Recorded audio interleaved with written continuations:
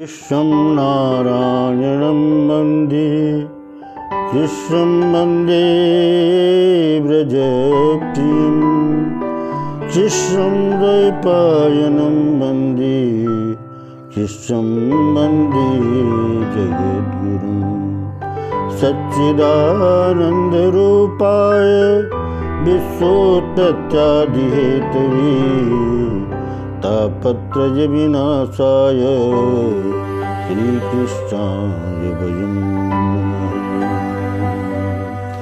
नारायणं नमस्कृत्य नरं चैव नरोत्तमं देवीं सरस्वतीं व्यासं ततो जयमुदीरये।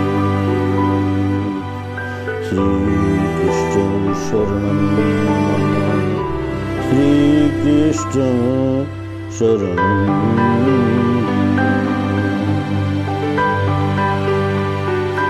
परमादरणीय भक्तवृंद, भक्तिमती माताओं, बच्चों एवं आदरणीय समस्त समुपस्थित भक्तवृंद, आज के दैनिक गीता पारायण जैसा कि ज्ञान यज्ञ प्रवाह का कार्यक्रम चल रहा है, उसमें आप सभी का बहुत बहुत स्वागत है। और इसमें प्रवेश से पहले हम आप लोगों से एक रिक्वेस्ट करते हैं कि हमारे वीडियो को सब्सक्राइब एवं लाइक अवश्य कर दें, ताकि प्रतिदिन आपको सुबह उठते ही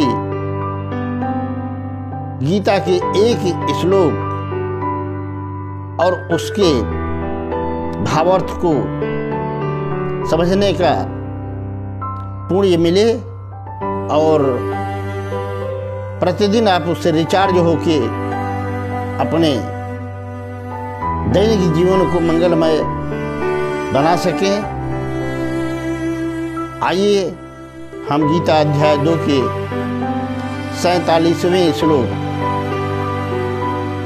का आज पाठ करेंगे और देखेंगे कि भगवान ने इस श्लोक में हमें क्या संदेश दिया है। 47वां श्लोक है, कर्मण्येवाधिकारस्ते मा फलेषु कदाचन मा कर्मफलहेतुर्भूः मा ते संगोऽस्त्वत् कर्मणि। मित्रों, कर्मण्येवाधिकारस्ते मा फलेषु कदाचन, इस श्लोक का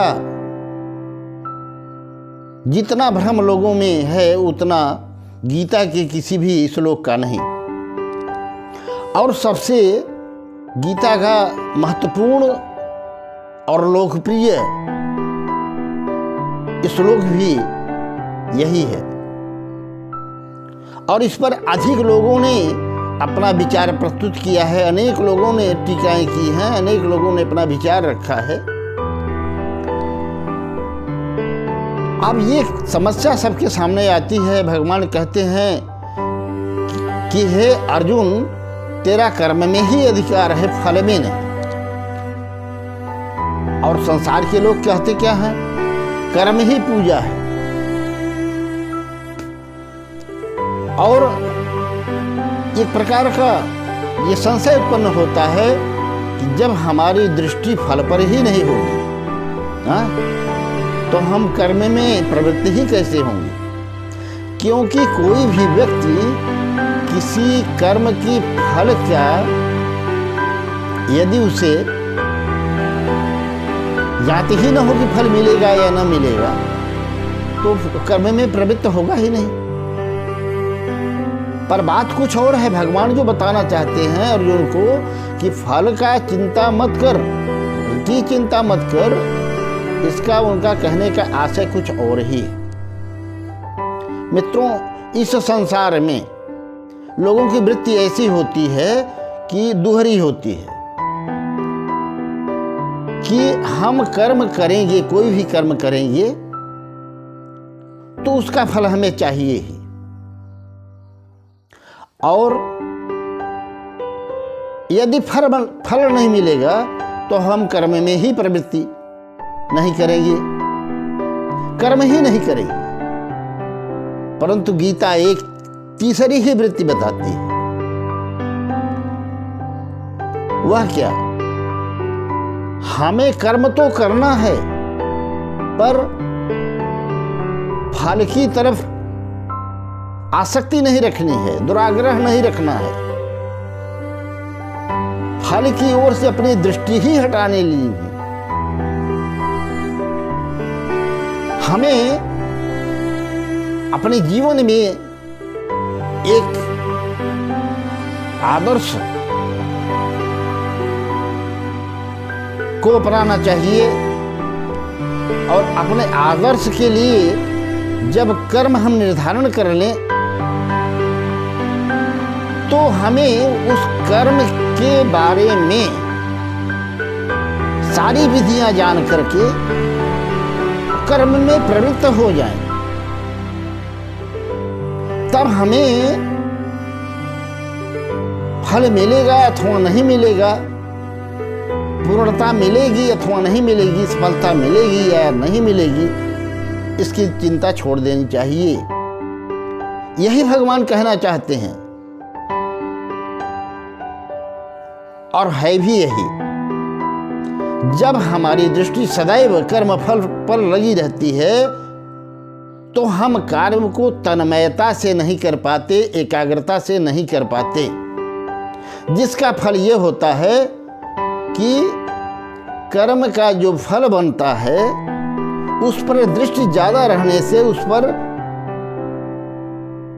हम फोकस ज्यादा करते हैं, तो हम कर्म भली भांति नहीं कर पाते, जिससे जो अभीष्ट फल होता है उसमें संशय हो जाता है। भगवान कहना ये चाहते हैं कि जो भी कर्म तुम करोगे फल तो अवश्य बनेगा। अवश्य में भोक्तव्यम कृतम कर्म शुभाशुभम।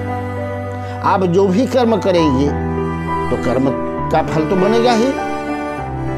तो ये दोनों सिद्धांत है। भगवान कहते हैं एक बार तो कि जो आप कर्म करोगे उसका फल बनेगा और उसे भुगतना पड़ेगा। दूसरी बात कहते हैं कर्म के फल का त्याग करो। तो कर्म के फल का त्याग भगवान ये कहते हैं कि आप जो भी कर्म करोगे उसका फल तो जाता ही कहीं नहीं है, वो तो आपको मिलेगा ही, परंतु आपका ध्यान कर्म फल पर नहीं।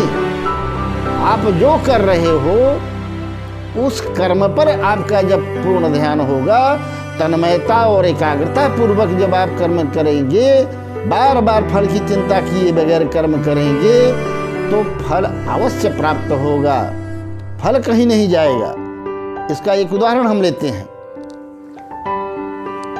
पंढरपुर में पुंडलीक की कथा सभी जानते हैं।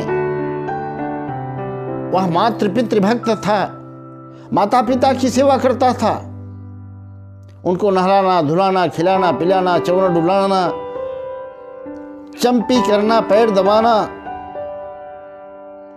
ये कर रहा था। अब भला बताइए उसे माता पिता से क्या फल प्राप्त होने वाला था।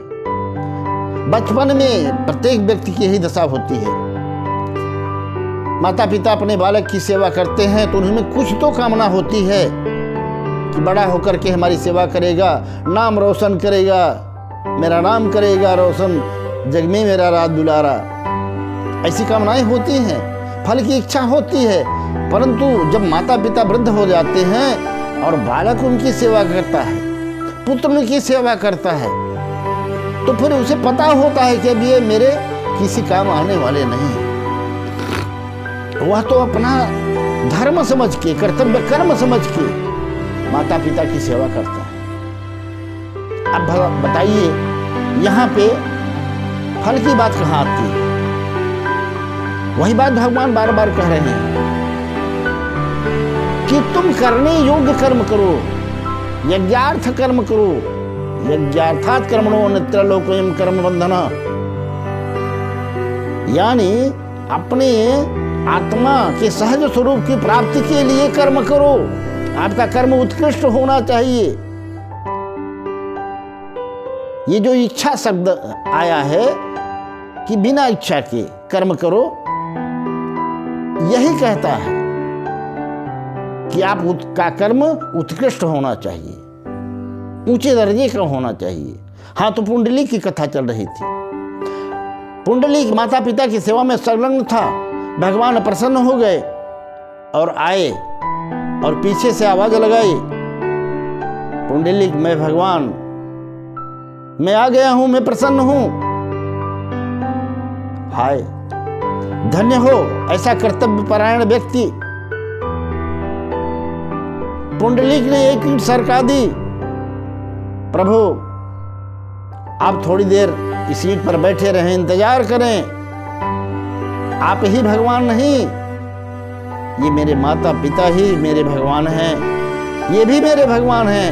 मैंने जन्म लिया और सबसे पहले आंखों के सामने इन्हें देखा, इन्होंने पालन पोषण करके मुझे बड़ा किया, तो मैं इनकी सेवा में संलग्न हूं और इसके बाद मुझे फुर्सत होगी तो आपसे मिलूंगा। कितना बड़ा फल त्याग का उदाहरण है। तो कहने का मतलब यह है कि हम जब यज्ञार्थ कर्म, श्रेष्ठ कर्म, संसार के कल्याण के लिए कर्म, अपने कल्याण के लिए कर्म करेंगे तो फल तो कहीं जाता नहीं, फल तो मिलना ही मिलना है।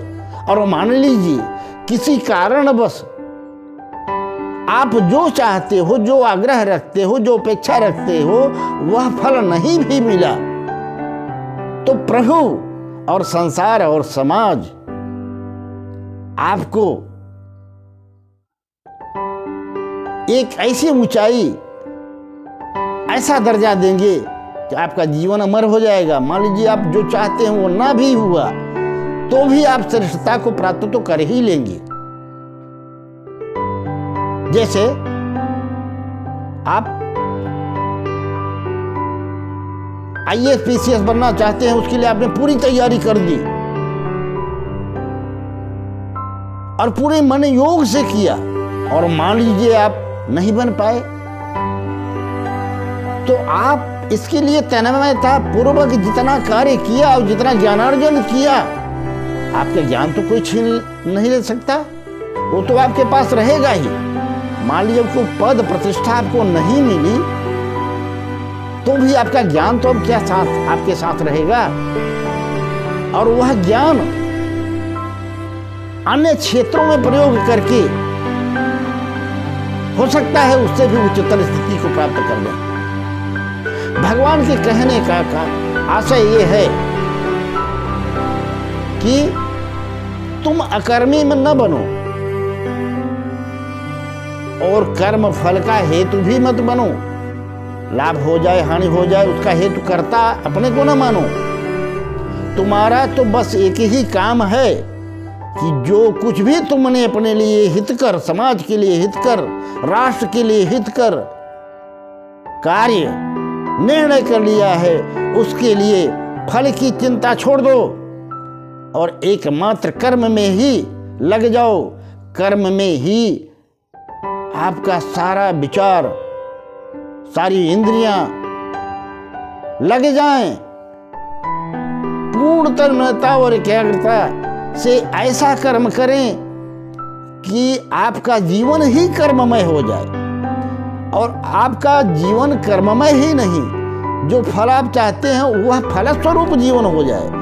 और जब आपका जीवन कर्म करते करते ऐसा हो जाता है तो फलस्वरूप आप ही हो गए, तो और कौन सी फल आपको चाहिए।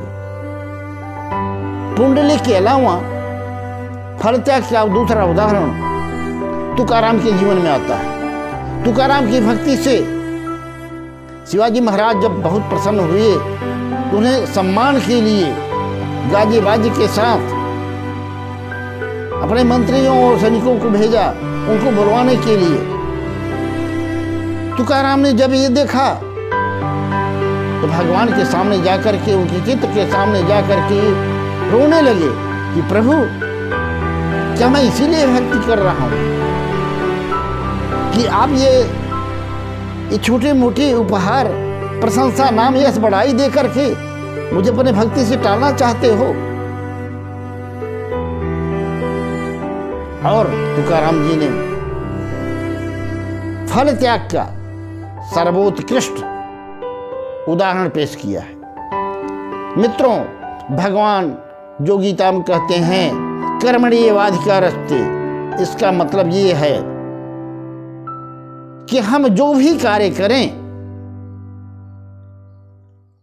और उसका एक बार जब निश्चय हो जाए कि हमारे ये कार्य हमारे लिए यही कल्याणकारक है, तो फिर अपना पूरा जीवन, पूरा विचार, शरीर, इंद्रियां, सब कुछ ऐसा बना लें कि रात दिन सोते जागते उठते बैठते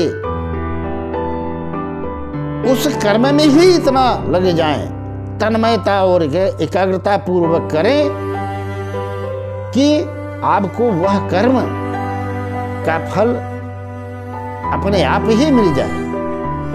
लेकिन आपको सावधान करते हैं कि कर्म करते समय जो कर्म कर रहे हो तो बार बार फल की तरफ ध्यान न रहे, आप एकाग्रता पूर्वक कर्म में ही लगे रहेंगे तो आपकी जीत निश्चित है।